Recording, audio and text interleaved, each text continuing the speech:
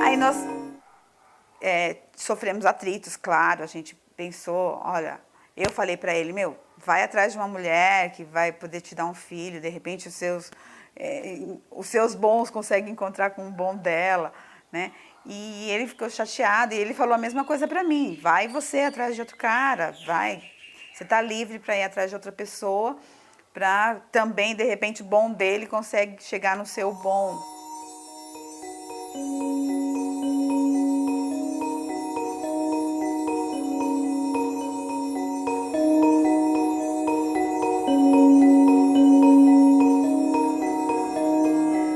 É difícil uma pessoa entender que você tem dores. As pessoas acham que talvez seja frescura, porque dor de cólica. Dor de cólica toma um remédio que passa, remédio não passa, dor de cólica de endometriose não passa. Nenhum remédio.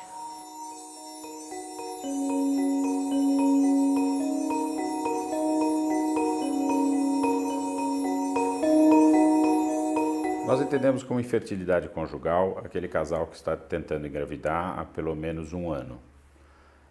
Após esse período, o que nós fazemos normalmente é começar a investigar.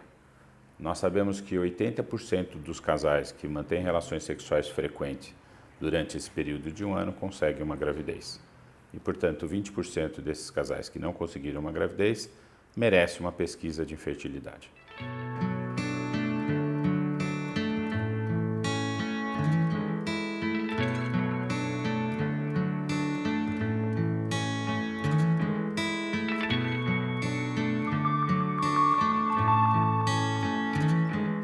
Nós atendemos você semana passada, né? Foi basicamente uma triagem para a gente entender algumas questões que te trouxeram aqui. E hoje a gente vai continuar a sessão se aprofundando em algumas questões mais específicas, né? Uma questão que você trouxe semana passada, que eu acho que seria importante, isso você vai me dizer, né? Discutir hoje, seria a questão da infertilidade, né? Como é que é essa questão para você? Bom, tudo começou quando eu me casei e logo que eu me casei eu já quis ter filhos. Mas depois de 2 anos eu não engravidava, aí eu procurei um médico para saber por que eu não estava engravidando, etc.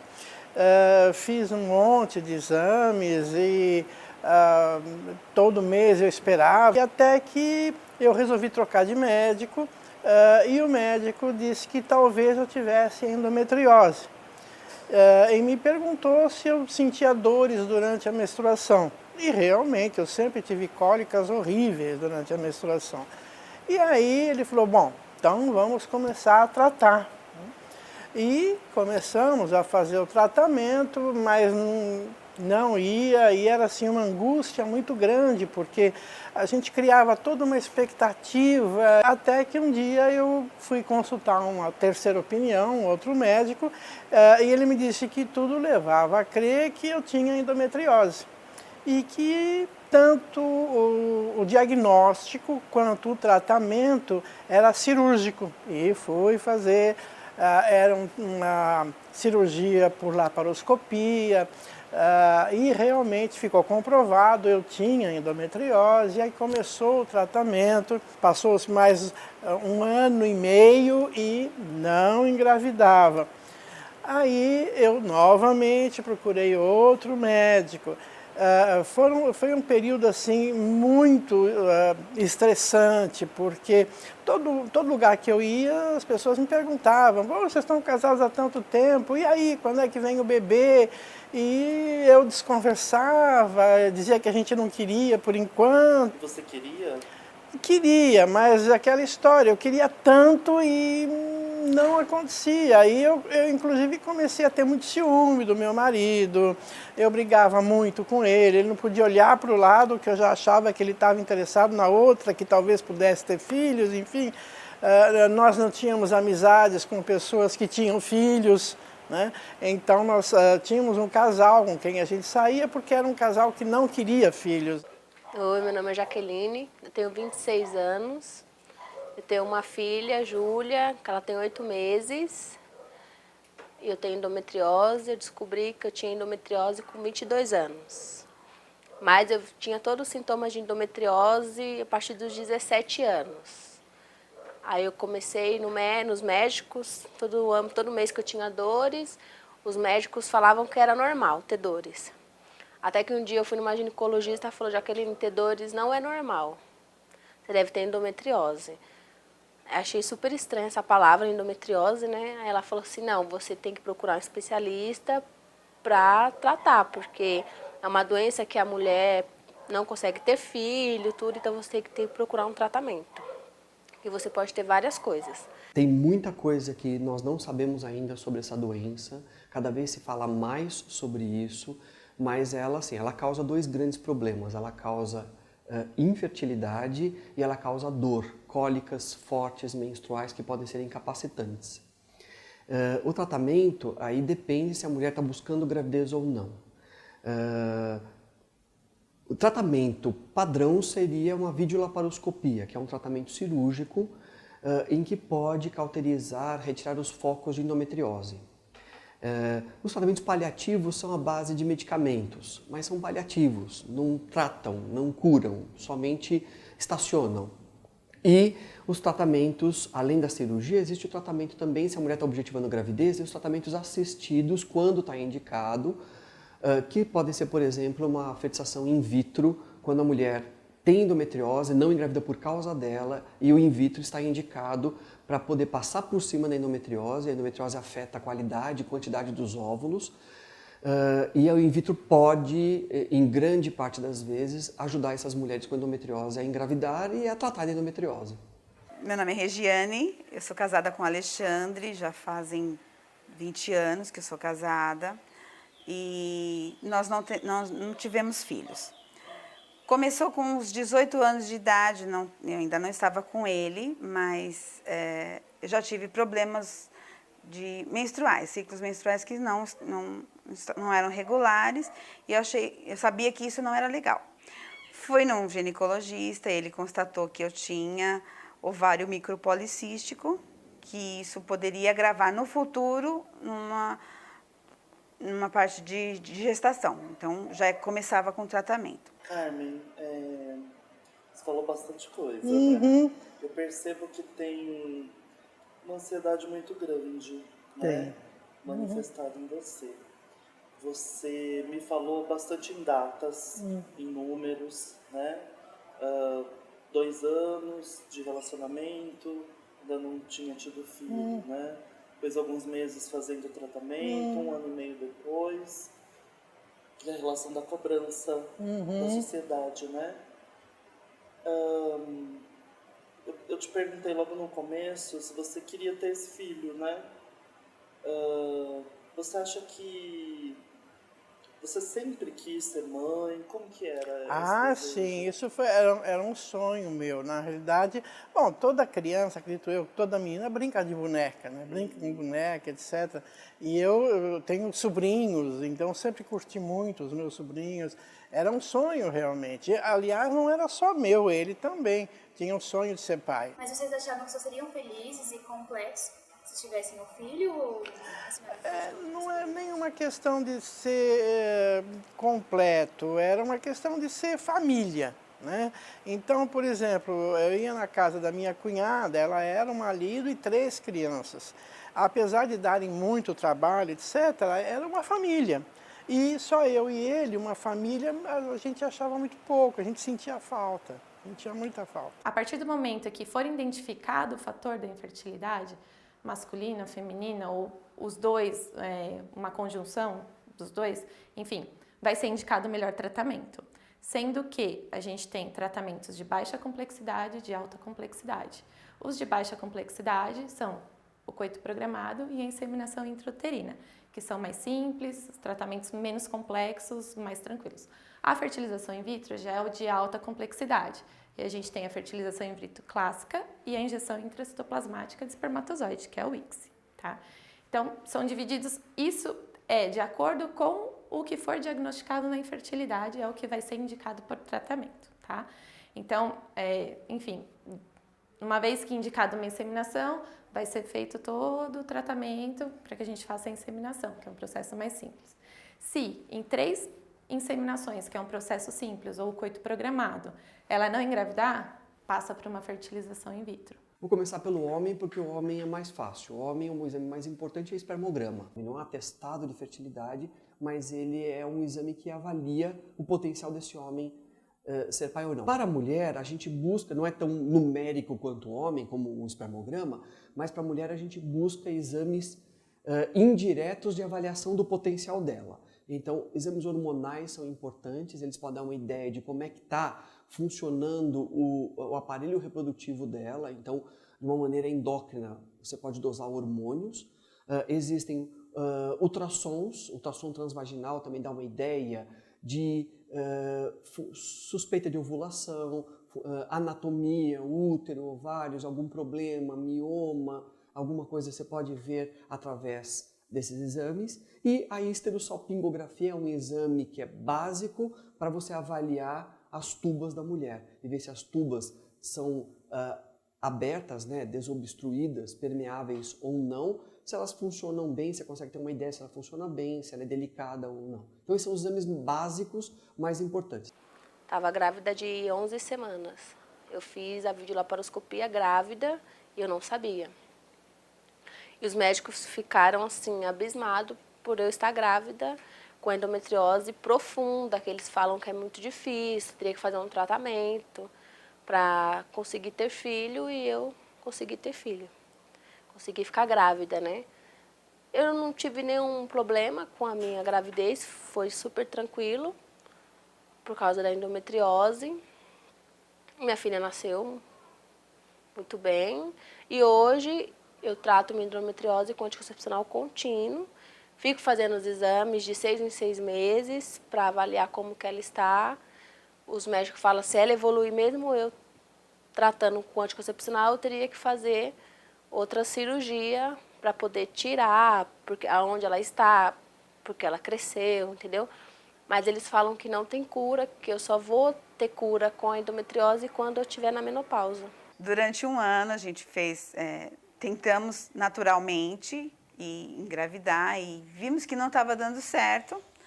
Voltei a procurar o mesmo ginecologista até que me tratou durante todo esse tempo, um ginecologista normal, e para falar com ele, olha, a gente agora resolvemos formar família mesmo, vamos. Então, ele pediu exames meus e um espermograma dele, mas não, a princípio não era o necessário, era o meu mesmo. Com o resultado desses exames, meus hormônios eram muito baixos, então a formação de óvulo do meu ovário era muito baixa, muito fraca. Ele falou, olha, realmente vai ser muito difícil, a chance de vocês terem filhos com só que com tratamento de incentivo de ovulação, não é possível. Então, eu aconselho vocês a procurarem um especialista em reprodução humana. E aí vocês vão fazer novos exames, vão fazer tudo certinho para que isso aconteça. Hoje em dia, Carmen, as configurações familiares, elas estão bem diferentes, né? Existem avós que cuidam dos netos, tios que cuidam dos filhos. E por que você acha que ficava esse sentimento de que você e seu marido não bastava? Não bastava. Porque eu realmente não sei, mas a gente sentia falta, sabe? Parece que alguma coisa, por exemplo, nós íamos sair, viajar, né? Fizemos várias viagens, mas assim, a gente sempre via as crianças entrando nos brinquedos e tal, e a gente eu principalmente ficava olhando, eu sentia, dificilmente você sai para algum lugar onde são só adultos, É difícil, geralmente tem criança, cachorro, gato, papagaio, né? Então eu sentia um pouco essa falta de crianças e eu queria mesmo ser mãe. Quando nós estávamos na fase de tentar fazer a fertilização in vitro, a gente já estava procurando, né? A gente se inscreveu e tal, a gente estava pensando realmente em adotar. Porque a fertilização era uma coisa muito cara né, e a gente começou a questionar até que ponto íamos gastar esse dinheiro todo para ter um filho nosso, quando a gente tem tanta criança aí precisando. A gente frequentou vários lugares, conhecemos crianças e tal, a gente estava realmente interessado em adotar. E o que a senhora sentiu em ter um filho que não seria gerado pela senhora? A essa altura eu já aceitava numa boa. No começo eu queria muito um filho meu, né? Mas depois foram 5 anos e meio nessa brincadeira, luta e inseminação e fertilização. No começo do atendimento você falou de algumas viagens, né? Eu queria saber, depois de todo esse processo, você finalmente conseguiu ter o seu filho, né? Algumas marcas ficaram porque esse processo não foi fácil, né? Sem dúvida. Tem alguma passagem que te marcou É mais? interessante você perguntar sobre isso, porque nesse processo em que nós passávamos, a gente quase não saía, não ia na casa de parentes e tudo mais. Então nós ficávamos muito em casa e víamos muitos filmes, muita TV, etc. E numa dessas vezes, nós vimos um filme com a Angelina Jolie e o Brad Pitt, sobre, se não me engano, o nome do filme era Beira-Mar, se não me engano. E a história deles é muito parecida com a nossa, ou seja, a Angelina Jolie, no caso, ela não pode engravidar, né? E eles brigavam muito por conta disso, né? Ela era muito ciumenta, quer dizer, eu me identifiquei muito, a gente se viu praticamente no filme porque era realmente isso que acontecia.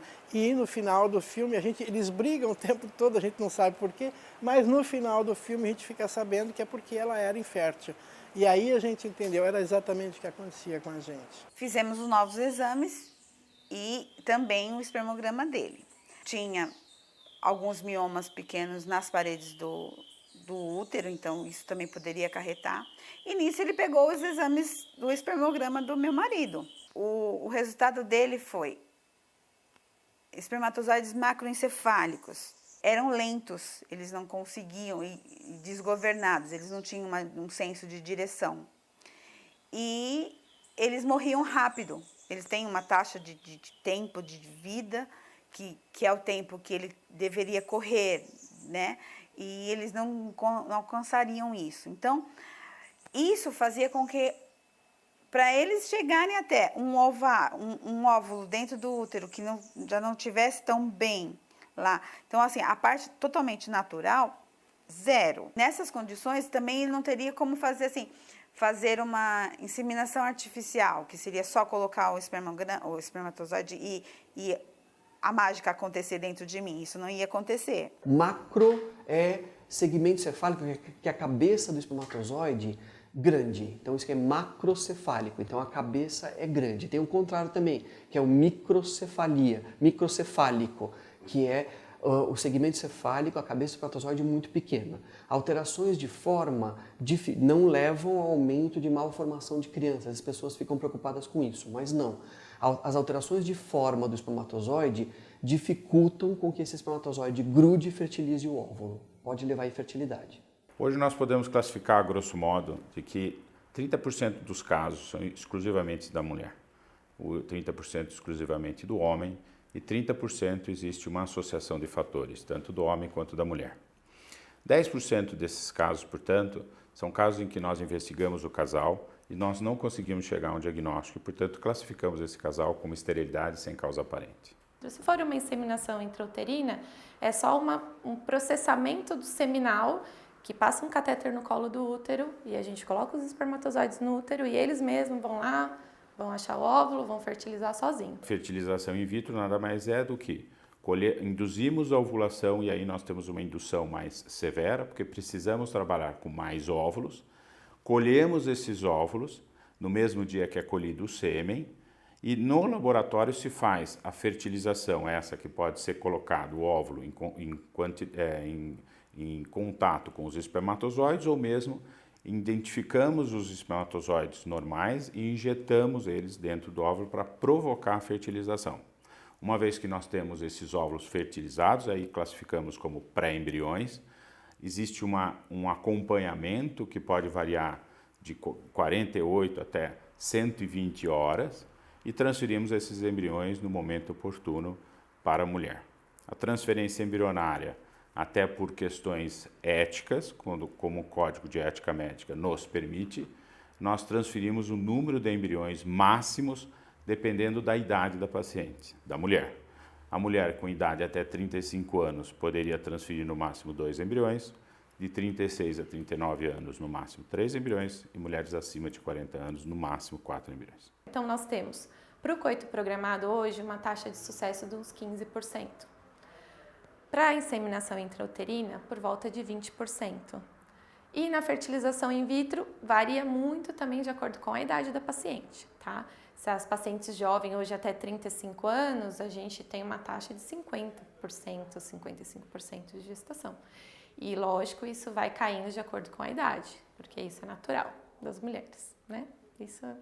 Então, assim, uma paciente de 40 anos, por exemplo, isso vai para 15%, 10%. Eu não senti dores nenhuma na minha gravidez em relação da endometriose. Eu senti depois que eu ganhei ela, porque aí eu menstruei, né? Ganhei ela e eu menstruei, eu senti. Aí, mas logo, eu nem esperei dar os 40 dias, eu já entrei com anticoncepcional para poder parar a menstruação. Aí foi onde melhorou as dores. Mas a minha gravidez foi tranquila. Eu não tinha nunca condições de um tratamento na época de 20 mil reais, ainda fora os remédios, depois teria que saber que ter uma gestação, isso poderia, os custos que isso geraria, né? Ele varia exatamente em relação à técnica que nós estamos aplicando. Então, as técnicas de baixa complexidade, como um coito programado, ele é muito variável, isso porque o que vai onerar são os exames de ultrassom que nós vamos ter que fazer, todo o acompanhamento médico, eu acredito em torno de R$ 1.000, R$ 1.500 no máximo. Claro, isso pode variar de clínica para clínica. Uma inseminação intrauterina com medicamento e tudo, nós calculamos em torno de R$ 3.500 a R$ 4.500, isso pode variar com a quantidade de medicamentos que se usam. E uma fertilização in vitro, os custos eles são bem maiores, porque, por exemplo, só de medicamento, mais ou menos em torno de 5 a 8 mil reais só de remédio. O total do tratamento, com todos os exames de ultrassom, laboratório, enfim, nós calculamos uma média de 18 a 20 mil reais, mais ou menos. Isso é variável de clínica para clínica, por várias razões. Existe uma tendência mundial das mulheres engravidarem mais tarde. Então as famílias mudaram hoje em dia, né? Diferente de 20, 30 anos atrás. Então, cada vez mais, não só no Brasil, mas as mulheres estão engravidando mais tarde, após os 30 anos. As famílias, elas são menores, então têm menos filhos, também estão engravidando mais tarde, então é difícil ter tantos filhos, a não ser que seja gêmeos, né? Mas tenham filhos, eles têm menos tempo para ter filho numa vida reprodutiva da mulher. Então, sim, essa tendência, ela é cada vez que o tempo passa, as mulheres demoram mais para engravidar, o que por si só gera mais problemas de infertilidade, porque a mulher tem óvulos de menor qualidade, tem menos óvulos, então é mais difícil engravidar, mesmo com tratamento assistido. Aí todo mundo falava, vocês querem adotar? Eu não queria, eu não pensava em adotar, porque por mais que fosse, se eu fosse atrás, por mais que eu cuidasse com amor e tudo mais, mas eu sabia que aquilo não era meu. E eu sabia que aquilo nem era dele. Então, criou um bloqueio. Aí, por conta disso tudo, estamos levando a vida normal, sem ter o filho. E aí, com 40 anos de idade, eu tive que fazer a esterectomia completa, porque os miomas realmente não, mesmo tratando, eles não diminuíam, eles dominaram todo o meu útero e